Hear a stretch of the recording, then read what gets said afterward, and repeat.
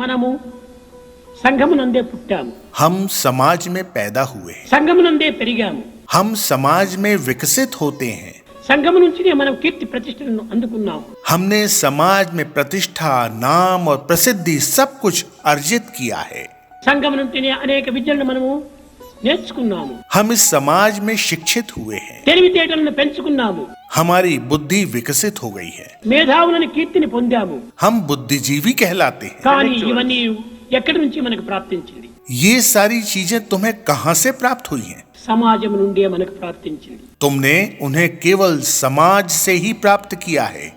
కానీ ఇన్ని విధములైనటువంటి యొక్క ఉన్నత స్థితులను, గతులను, మతులను మనం ఈ సమస్త నుంచి మనం పొందినాము. समाज से ही हमने इन बुलंदियों, बुद्धिमत्ता और गतिशीलता को प्राप्त किया है. ఇన్ని సమాజం నుంచి మనం అందుకున్నటువంటి యువతీ యువకులు ఏ ఒక్కరైనా కూడాను ఈ సమాజమునకు మనం ఏ విధంగా మనం ఉపయోగించాలి, దీని కృతజ్ఞత ఏ విధంగా తీర్చాలి అనేటువంటి ఒక దీంతో విచారణ చేస్తున్నారా? यहाँ उपस्थित युवक और युवतियों, इस समाज में बुलंदियों को छूकर और इन सभी चीजों को प्राप्त करने के बाद क्या आप में से किसी ने भी समाज के प्रति अपना आभार व्यक्त करने के लिए सोचा है? ఇన్ని పవిత్రమైనటువంటి యొక్క సద్గుణములు మనం అందుకున్నందుకు సమాజమునకు మేము ఏ సేవ చేస్తున్నాము? समाज से सभी अच्छी चीजों को प्राप्त करने के बाद आप समाज की कैसी सेवा कर रहे हैं? ఏ విధమైనటువంటి ప్రతిఫలాన్ని మనం సమాజమునకు అందిస్తున్నాము? आप अपनी कृतज्ञता कैसे व्यक्त कर रहे हैं? ఈ విధంగా తమకు తాము ప్రశ్న వేసుకుంటే ఏమాత్రము కూడాను జవాబు రావటం లేదు. जब आप स्वयं से यह प्रश्न करते हैं तो आपको कोई उत्तर नहीं मिलता. ఇది ఏ పెద్ద దోషం. यह एक बड़ी भूल है. ప్రతి మానవుడికి కూడాను కృతజ్ఞత అనేటువంటిది ఉండాలి. हम में से प्रत्येक को अनिवार्य रूप से कृतज्ञ होना ही चाहिए. దేని నుండి మనం ఏ ఫలితాన్ని పొందినామో ఆ ఫలితమునకు ప్రతిత్యముగా ఈ యొక్క కృతజ్ఞతను మనం చూపాలి. लाभार्थी होने के नाते आपको अपनी कृतज्ञता व्यक्त करनी चाहिए. ఆ కృతజ్ఞత చూపే నిమిత్తమై సమాజములో నిస్వార్థమైన సేవ చేయాలి. अपनी कृतज्ञता की अभिव्यक्ति स्वरूप आपको समाज की निस्वार्थ सेवा करनी चाहिए. ఆ నిస్వార్థమైనటువంటి సేవనే ఈ సమాజమునకు మనం అందించేటువంటి ప్రధానమైనటువంటి కర్తవ్యము, ఒక విధమైనటువంటి ఒక సేవ. निस्वार्थ सेवा हमारी जिम्मेदारी है. यह सच्ची सेवा है. ఈ కారణములను పురస్కరించుకొని సమాజ సేవ అనేటువంటి దాన్ని ప్రారంభించాము. इसी पर आधारित सामाजिक सेवा या समाज की सेवा शुरू की जाती है. కానీ ఈ సోషల్ సర్వీస్ అనేటువంటిది ఈనాడు ఎక్కడా మనకు కనిపించడం లేదు. ऐसी सामाजिक सेवा इन दिनों कहीं नजर नहीं आती. ఈ సర్వీస్ ద్వారా కూడా నువ్వు తిరిగి పేరు ప్రతిష్టనే పొందుతున్నామే కానీ తమ యొక్క అంకితాన్ని మనం ఏమాత్రము అనుభవించడం లేదు. यहाँ तक कि यह सेवा नाम और प्रसिद्धि के व्यक्तिगत लाभ के लिए प्रदान की जाती है, न कि निस्वार्थ भाव से. శరీర మాధ్యం ఖలు ధర్మ సాధకం. శరీరము సమాజమునకు అంకితం గావించే నిమిత్తమే ఏర్పడినటువంటిది. शरीर माध्यम खलु धर्म साधनम. यह शरीर इस समाज को समर्पित करने के लिए उपहार में मिला है. కారణం कारण ఈ యొక్క మానవత్వము ఈ సమాజం నుండి పోషింపబడుతున్నది. यह मानव शरीर समाज द्वारा ही संरक्षित किया जाता है.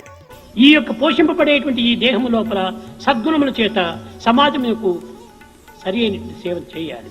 సమాజం యొక్క సంక్షేమాన్ని కూడా మనం గుర్తించాలి. समाज द्वारा संरक्षित और पोषित इस शरीर से सद्गुणों के साथ हमें समाज की सेवा करनी होगी और समाज के कल्याण के इस मूल सत्य को पहचानना होगा. ఈనాడు ఎక్కడ చూసినప్పటికీ పదవులు ఎందుకు కానీ, అధికారములు ఎందుకు కానీ, వ్యాపారం నందు కానీ, రాజకీయం నందు కానీ, పాలకులు ఎందుకు కానీ ఏమాత్రం కూడా సరి అయినటువంటి ఒక త్యాగం అనేటువంటి కనిపించడం లేదు. आज उच्च पदासीन अधिकारी, व्यवसायी, राजनीतिज्ञ तथा अन्य लोगों में बलिदान की भावना बिल्कुल भी नहीं है.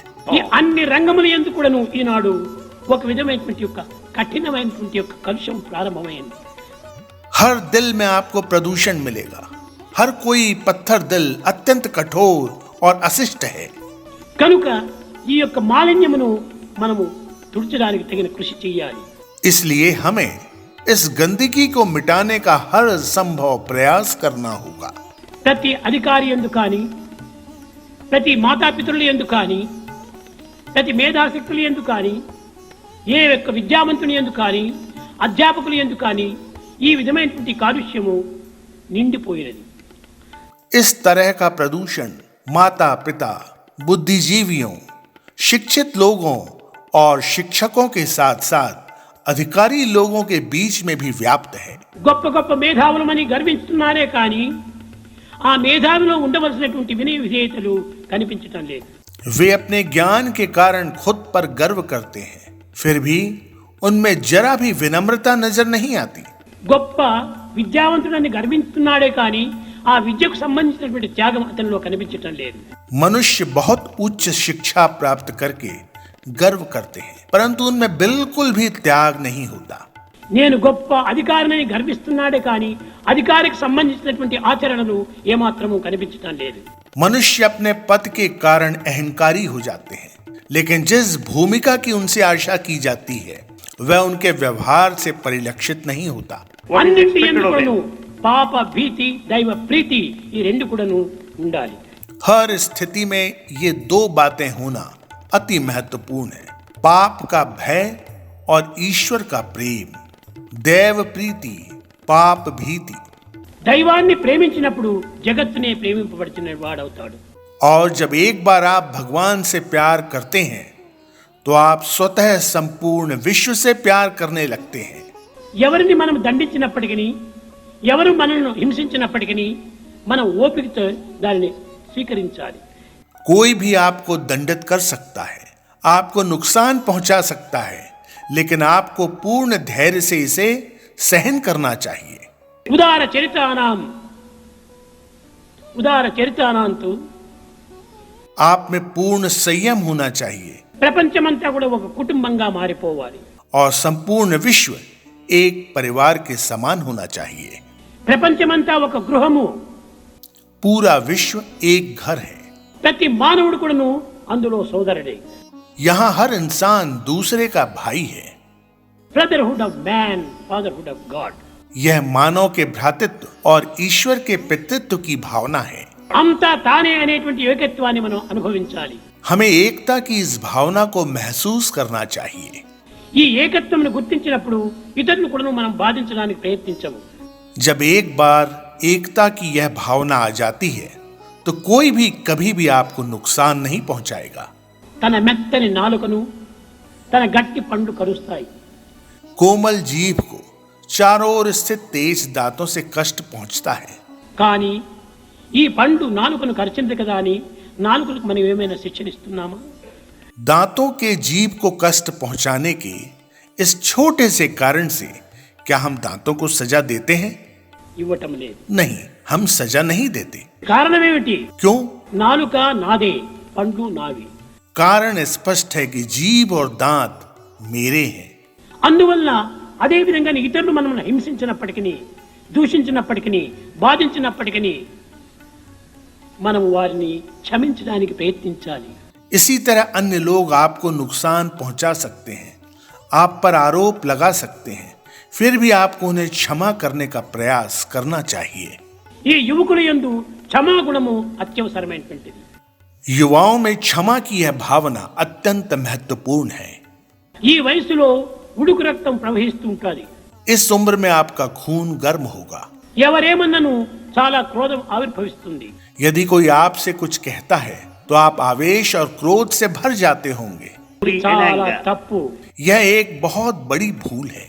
మానవునికి ఉండవలసినటువంటి గుణం కాదు ఇది. यह मानवीय गुण नहीं है. శాంతముగా సహనముతో దానిని సాధించడానికి ప్రయత్నించాలి. पूर्ण शांति और धैर्य के साथ आपको समस्याओं को हल करने का प्रयास करना चाहिए और उन्नति करनी चाहिए. समस्त लोग